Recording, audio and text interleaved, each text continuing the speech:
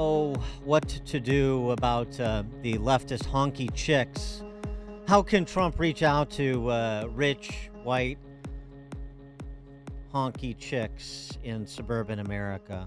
Right, right.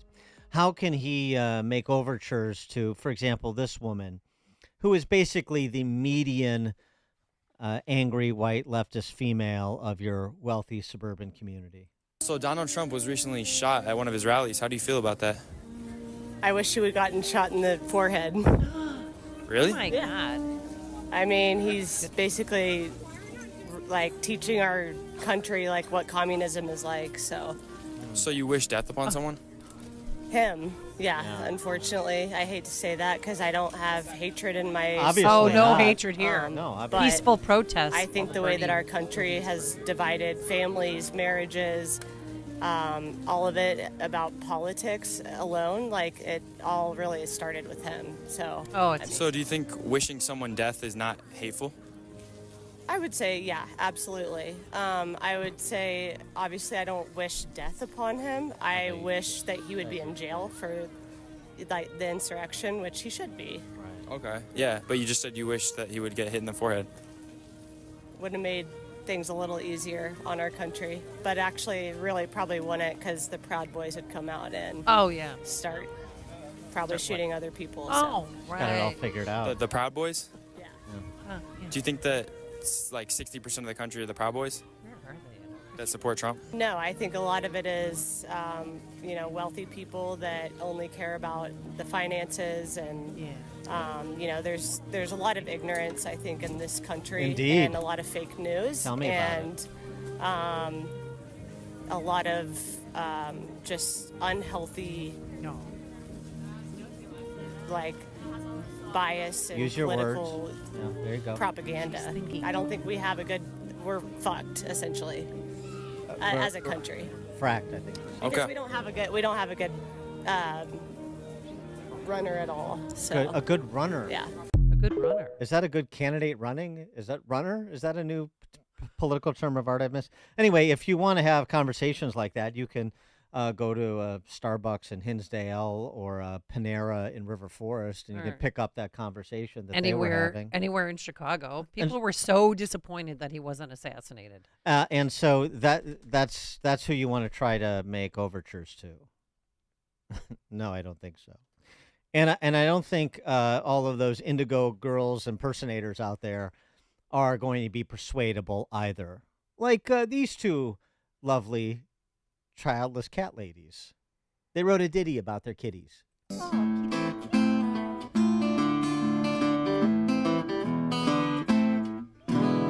Childless cat ladies creeping around, nothing but cats on our minds.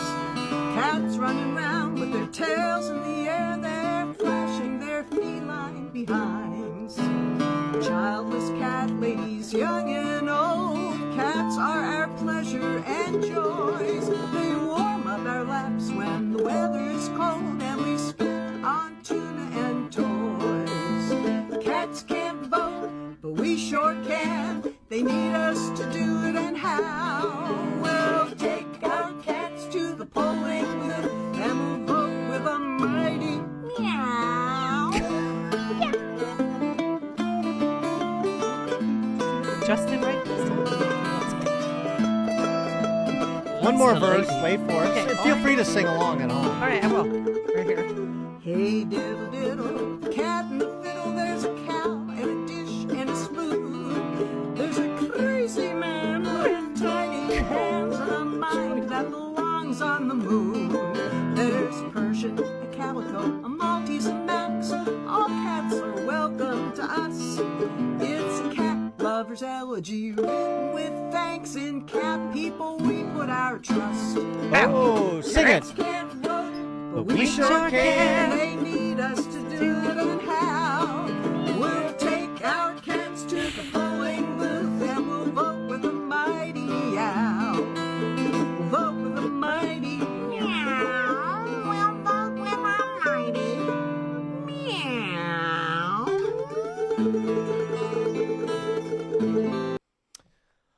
Not exactly Joan Baez, but I mean, if there's this possibility, I suppose, that you could try to appeal to the criminally insane.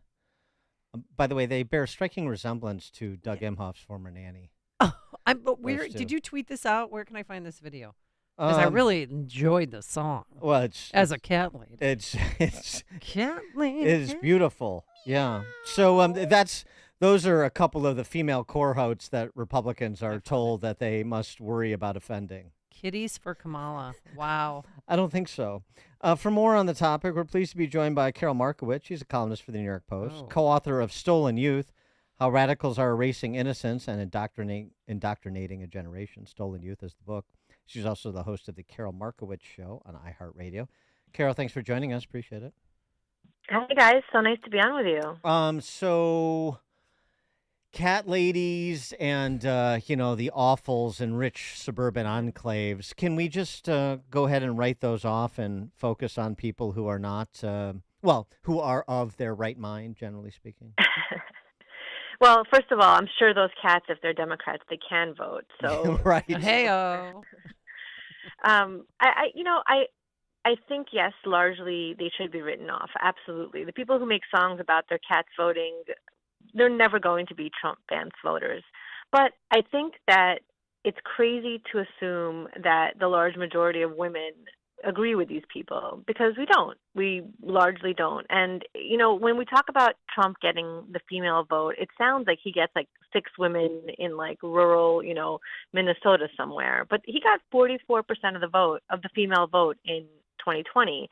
Meanwhile, the Democrats haven't gotten a majority of the male vote since I think it was Lyndon Johnson. So, we talk about how bad it is for Trump with women, but it's been terrible for Democrats with men. And if Trump can maintain his lead with men, and if he could really focus on the issues that matter to both men and women, the economy, immigration, crime, things that don't involve cats, I think that he can win. Well, J.D. Vance was a cat man, not Trump. But what about him bringing up Kamala's race or heritage?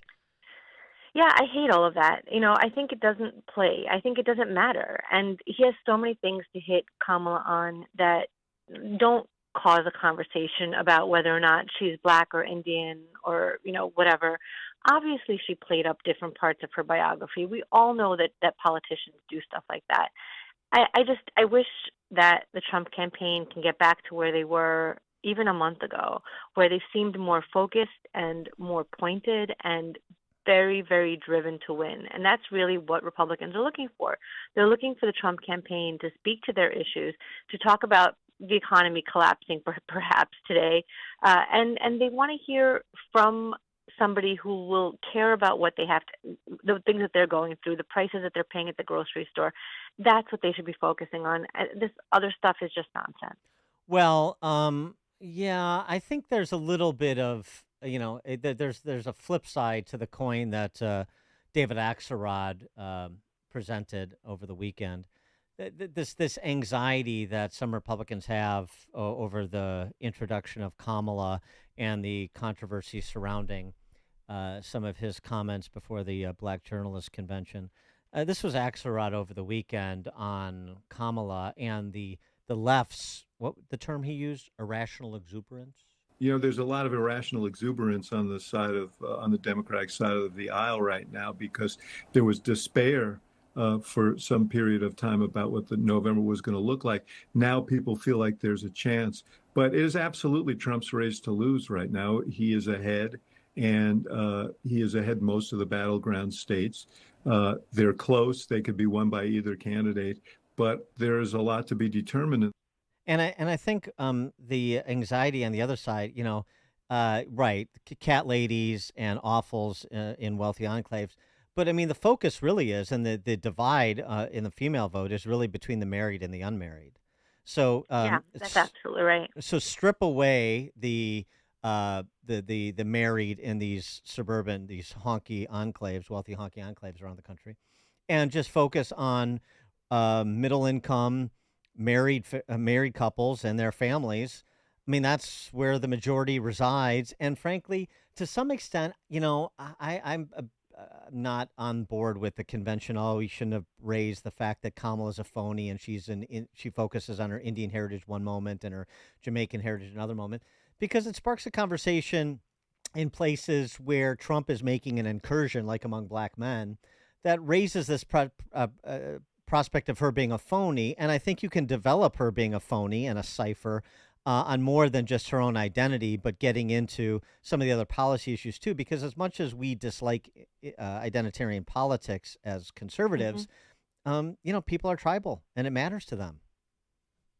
Yeah, I agree that he's speaking a language that conservatives generally don't speak. But I don't know that it really picks him up votes. I mean, maybe with black men, I still think, even when Trump mania was going wild in early July or in June, where I was hearing numbers like, oh, Trump's going to get 50% of the black vote. Well, If Trump gets if he cracks 20% of the black vote, the Democratic Party is in trouble forever. Yeah. Which I'd love to see, obviously, but I just don't see it happening. I think that ultimately the Democrats know how to get black people to the polls. They know how to get them to vote for them.